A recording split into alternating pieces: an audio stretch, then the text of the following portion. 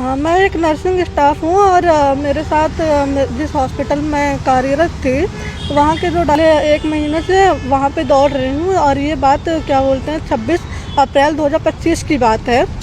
उस रात 2 से 3 बजे की रात उन्होंने मुझे ओटी में बुलवाया और उनके साथ कोई और एक लड़का था, आदमी था जो मैं उसे कभी देखा नहीं है, मैंने कभी ना जानती हूँ उनको, तो मैं उनके चेहरे को भी तो मुझे नहीं याद है, लेकिन जानती भी हूँ तो मुझे वो याद है। उन लोगों ने बहुत ज़्यादा ही शराब पी रखा था और दोनों ने मेरे साथ काफ़ी ज़बरदस्ती करने की कोशिश की। मेरा हाथ बांध दिया उन्होंने, मेरे मुंह में रुमाल ठूस दिया था ओटी के अंदर और ज़बरदस्ती करने की कोशिश किया था। मैंने जैसे तैसे करके अपने आप को बचाया और बचा करके बाहर भाग के गई।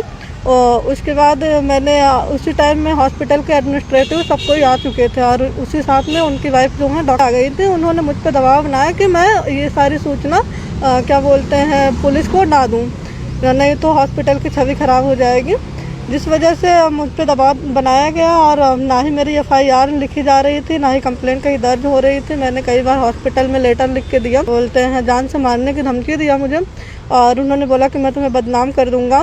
और मुझे ना तो इस समय कहीं जॉब मिल रही है और मैं इस समय जॉबलेस हो रखी हूँ। सारी चीज़ों से काफ़ी प्रॉब्लम हो रही है। क्या चाहती हैं आप? बस मैं यही चाहती हूँ कि प्रशासन जो है कार्यवाही करे और उनके खिलाफ जो भी मैंने धाराएं लिखवाई हैं, और दूसरी चीज़ ये है कि मुझे प्रोटेक्शन दिया जाए। नमस्कार, मैं हूँ शीतला तिवारी। चलिए एक बार फिर प्रयागराज में चलते हैं। प्रयागराज में आजकल जो है डॉक्टरों के ऊपर तमाम मुकदमे लिखे जा रहे हैं और डॉक्टरों के ऊपर तमाम आरोप है। अभी आपने हाल में ही एक सुना था, न्यूरो सर्जन थे कार्तिकेय शर्मा, उनके ऊपर आरोप लगा था कि उन्होंने लड़की से छेड़खानी की थी। अभी एक फिर जो है एक निजी नर्सिंग होम की एक डॉक्टर के ऊपर आरोप लगा है कि डॉक्टर साहब ने जो है नर्स के साथ छेड़छाड़ की है। अब ये नर्स जो है आरोप लगाया है कि इसको जो है डॉक्टर साहब ने नौकरी दी थी, अब नौकरी देने के बहाने जो है अब उसके साथ दुष्कर्म करना चाहते हैं। एक बार डॉक्टर साहब जो है वह गाड़ी से लेकर के जो है उसको संगम, यानी जहाँ गंगा यमुना का सरस्वती किला संगम, वहाँ घुमाने ले गए थे। वहाँ जो खींचातानी की थी वह किसी तरीके बच गई थी। उसके बाद एक बार फिर जो है ओटी में डॉक्टर साहब बुलाया, वहाँ खींचातानी की, वह किसी तरीके बच गई। अब वह जो है पुलिस में जाकर के उसके बाद सिविल लाइन में जाकर एफआईआर दर्ज कराई है डॉक्टर साहब के नाम। दरअसल मैं आपको बता दूं, डॉक्टर मनीष केसरवानी, यानी मनीष केसरवानी एवं एक अज्ञात उनका स्टाफ का है, उनका दोस्त होगा जो भी है, तो उसके ऊपर यानी 2 लोगों के ऊपर जो है यह मुकदमा दर्ज कराया गया है।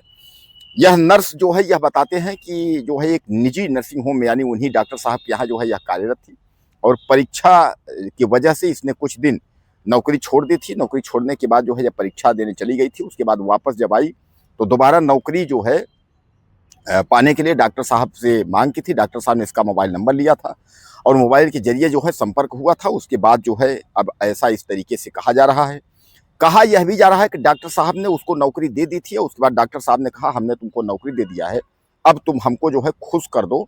और ऐसा जो है युवती का आरोप है कि वह हमसे जो है सेक्स की मांग कर रहे हैं, यानी यौन शोषण हमारा करना चाहते हैं और इसलिए जो है तो 2 बार मैं बच चुकी हूँ और निवेदन यह है कि इस पर कार्यवाही की जाए। दरअसल हालात दोस्तों बहुत बदतर हो गए हैं। खासकर डॉक्टर इस समय जो है डॉक्टरों के ऊपर जो आरोप हो रहा है यह कहीं ना कहीं जो है काफ़ी निंदनीय भी है और काफ़ी ये जो है यह एक तरीके से समाज के लिए एक बहुत सोचने वाली ज़रूरत है कि अगर डॉक्टर भगवान का रूप होता है, अगर डॉक्टरों के ऊपर इस तरीके के आरोप अगर लगने लगेंगे कि नर्स जैसे और तमाम जो है महिलाएं जैसे तमाम लड़कियां अगर वहां जाके आरोप लगाएंगी कि डॉक्टर साहब मेरे साथ ऐसा किया वैसा किया है, तो यह देश कहाँ जाएगा और फिर किस पर भरोसा आप करेंगे? क्योंकि डॉक्टर तो भगवान का रूप होता है, उसी को तो इलाज करना है, उसी को तो बचाना है, सब कुछ करना है। और अगर डॉक्टर के ऊपर ही आरोप लग गए कि अगर डॉक्टर साहब ने ऐसा हमारे साथ किया वैसा किया है, तो फिर तो कहीं ना कहीं जो है यह बहुत बड़ी मुसीबत बन जाएगी।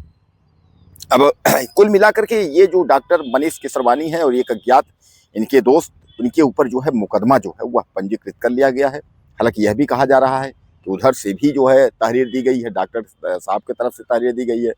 लेकिन अभी अगर इन दिनों की बात करें, हाल की ही अगर घटनाओं की बात करें, तो प्रयागराज एवं अन्य जिलों को लेकर के जो है आधे दर्जन तक जो है डॉक्टरों के ऊपर आरोप इस तरीके के लगे हुए हैं कि डॉक्टर साहब ने जो है इस तरीके से छेड़खानी किया है, डॉक्टर साहब ने जो है दुष्कर्म किया है, ऐसा जो है इस तरीके की। आपको याद होगा अभी हाल में ही प्रयागराज के झूसी स्थित का ही एक मामला था।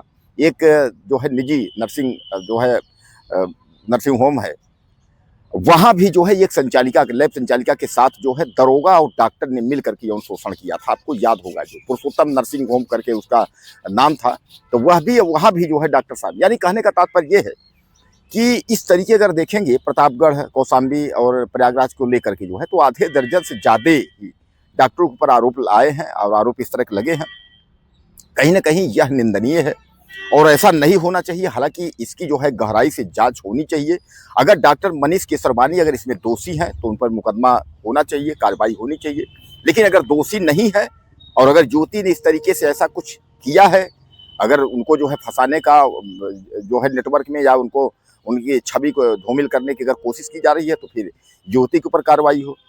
आपको याद होगा कि अभी एक बीजेपी नेता के ऊपर महोबा में एक महिला ने गुस्से में आकर के और उसने यौन शोषण का आरोप लगाया था और बाद में जो है वह नट गई थी। उसने कहा मेरे साथ यौन शोषण हुआ ही नहीं।